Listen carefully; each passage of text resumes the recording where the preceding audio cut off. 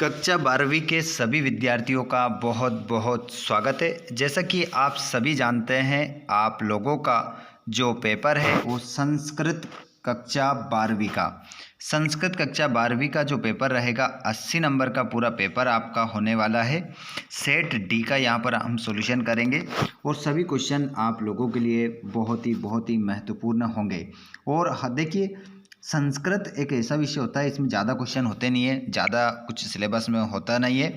तो जो क्वेश्चन आपको देखने को मिलेंगे वही क्वेश्चन पेपर में हर साल आते हैं, क्योंकि ना तो ज़्यादा इसमें क्वेश्चन है ना ज़्यादा ग्रामर है। गिने चुने क्वेश्चन है और गिनी चुनी ग्रामर है, जिसको यदि आपने कंप्लीट कर लिया तो आपका जो पेपर है, सभी जानते हैं आप लोगों का जो पेपर है 16 फरवरी को आप पेपर देने वाले हैं संस्कृत का।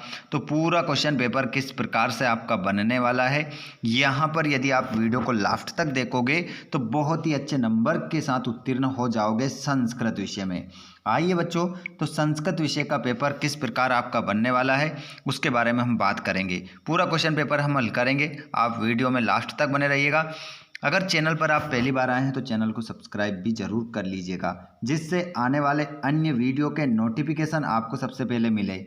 जितने भी विद्यार्थियों ने संस्कृत विषय लिया है कक्षा 12 में, वो सभी एक बार हमें कमेंट बॉक्स में बता दें, जिससे हम आप लोगों के नाम भी देख सकें, क्या किस नाम से आपके कमेंट आते हैं और आप इस वीडियो को कहाँ से देख रहे हैं। कौन से ज़िले वाले विद्यार्थियों ने सबसे ज़्यादा संस्कृत को पसंद किया है, हम ये जानना चाहते हैं। तो आप एक प्यारा सा कमेंट ज़रूर कीजिएगा कि सर हम यहाँ से जुड़ रहे हैं और हमारा इस ज़िले से है और हमारा नाम ये है और हमने सबसे ज़्यादा संस्कृत ली है। चलिए स्टार्ट करते हैं हम प्रश्न क्रमांक पहले से। यहाँ पर प्रश्न नंबर पहला, उचित विकल्पम चित्वा लिखत। उचित विकल्प चुनकर लिखना है। यहाँ पर कह रहा है वक्तव्यम में प्रत्यय है। तो बच्चों यहाँ पर वक्तव्यम में जो प्रत्यय है जिसके पीछे आपको तव्यम दिखे, क्या दिखे, तव्यम, तव्यम दिखे, वहाँ पर आप जो प्रत्यय लगाएंगे तव्यत प्रत्यय आप राइट आंसर लगाएंगे। ये इसकी ट्रिक है। और जहाँ पर तुम्हें दिखे श्रुत्वा इत्यस्मिन् पदे प्रत्यय अस्ति, जहाँ पर तुम्हें त्वा दिख जाए वहाँ पर ठोक देना कौन सा प्रत्यय, कत्वा प्रत्यय, है ना। इसको ट्रिक से आपको याद रखना है, जहाँ दिखे त्वा वहाँ लगाओ कत्वा प्रत्यय। अगला प्रश्न देखिए तीसरा, ल्यप्य प्रत्यय के अंत में रहता है।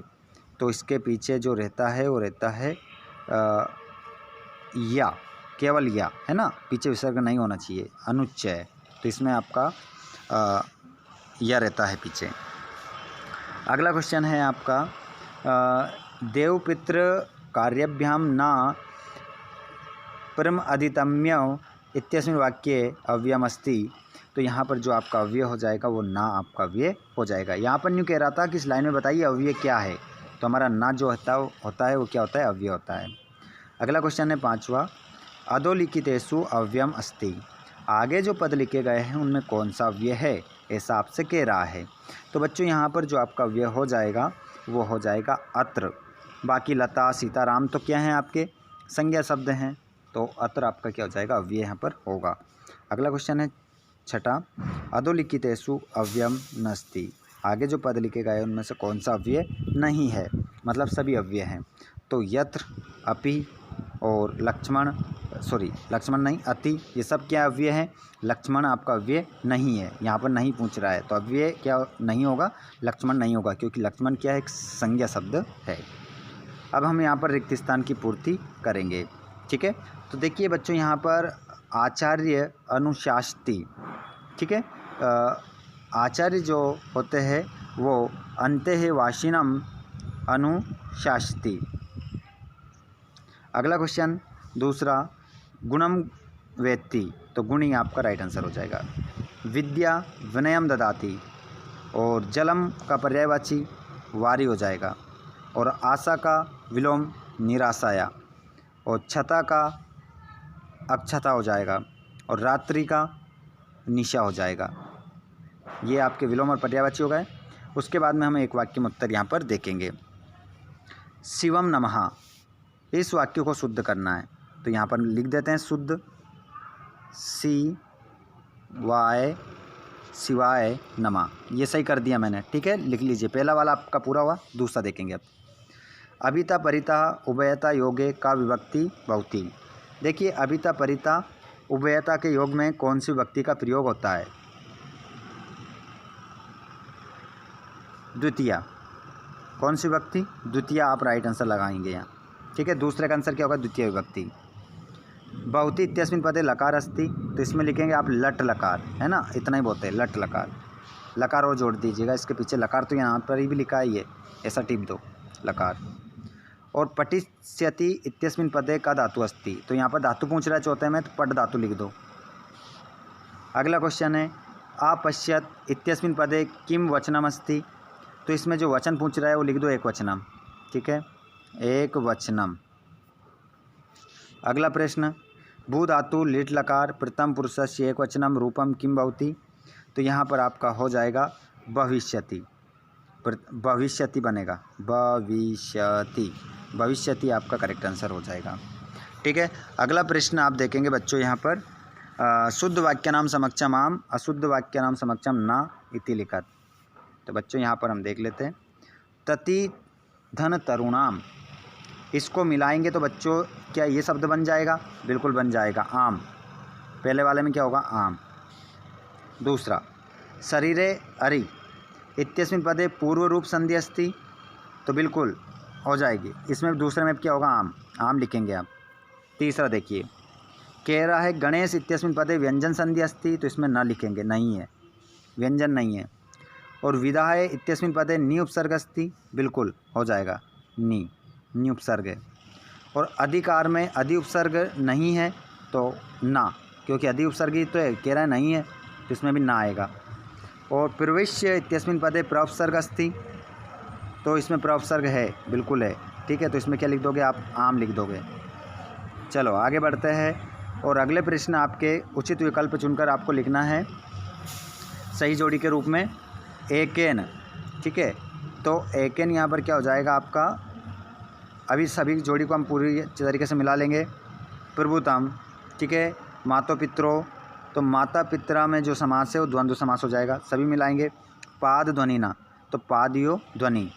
क्षणांतरम, क्षणस्यंतरम, ठीक है, 3 मिल गई। अब अगला है अपना अगला क्वेश्चन ज्योतिष पारंपरागतम, तो यहाँ पर हो जाएगा आपका ब्राह्मणा। और प्रभुतम का जो आपका प्रभुतम आपका धनम हो जाएगा, ठीक है। और यहाँ पर एकेन हो जाएगा आपका, एकेन को मिलाओगे बच्चों आप,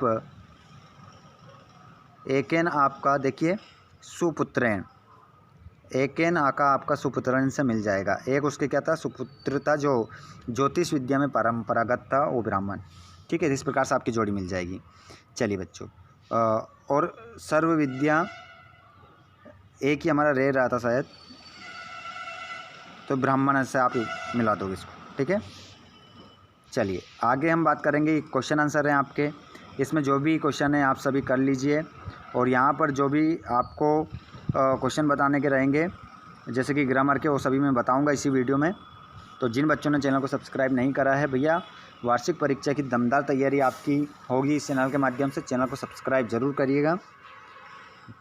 भूतेषु की जगह आप बच्चे लिखेंगे, प्रश्न निर्माण करना है तो भूतेषु हटा दो और भूतेषु की जगह लिख दो केशु, ठीक है, केशु लिख दो और पीछे क्वेश्चन मार्क लगा देना। और यहाँ ज्ञानस्य हटा दो, ऋषि की जगह लिख दो कश्य, ठीक है, और पीछे क्वेश्चन मार्क लगा दो। अगला है इसमें देखिए यहाँ पर अंडरलाइन नहीं कर रखा है तो सा हटा दो, सा की जगह आप का लिख देना, ठीक है, और पीछे क्वेश्चन मार्क लगा देना, प्रश्न निर्माण हो जाएगा। आगे हम बात करें तो किसने किससे कहा, ये आपकी किताब से हैं सब क्वेश्चन आंसर, इनको पढ़कर यहीं से उत्तर देना है सभी क्वेश्चनों को। अगर बच्चों आपको गद्यांश पद्यांश भी हल करना नहीं आता है तो आप मुझे कमेंट करके बता दीजिएगा। पूरा क्वेश्चन पेपर, जैसे कि यहाँ पर पहला वाला क्वेश्चन है कम अनुच्य आचार्य अंतेवासिना, ठीक है, तो यहाँ पर आपका जो आंसर हो जाएगा ये रहा, यहाँ पर पहला आंसर हो गया ये। दूसरा है अग्रत्य प्रजातनु, तो यहाँ पर आपका आंसर ये हो जाएगा, यहाँ से यहाँ तक ये दूसरा हो जाएगा, ठीक है।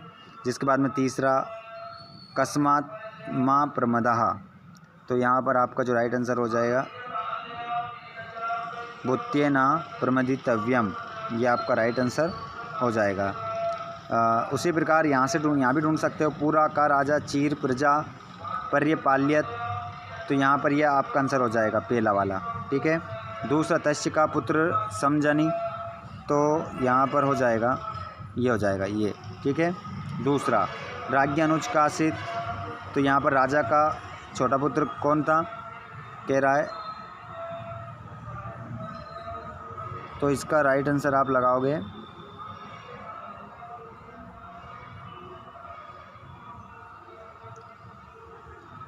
ढूंढिए, इसमें ये लिखा है मुख्य महात्म्य अनुजम, ये आपका तीसरा आंसर हो जाएगा, ठीक है। ये तीसरे का ये।